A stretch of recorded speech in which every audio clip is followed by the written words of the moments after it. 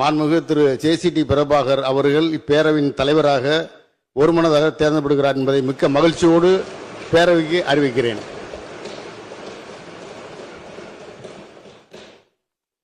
மாண்புமிகு பேரவைத் தலைவராக பேரவையால் ஒருமனதாக தேர்ந்தெடுக்கப்பட்டுள்ள திரு ஜே.சி.டி. பிரபாகர் அவர்களுக்கு என்னுடைய வாழ்த்துக்களை தெரிவித்துக் கொள்கிறேன். இத்துடன் என்னுடைய பணி நிறைவு செய்கிறேன். அடுத்து தேர்ந்தெடுக்கப்பட்டுள்ள மாண்புமிகு பேரவையின் தலைவர் அவர்கள் மரபுப்படி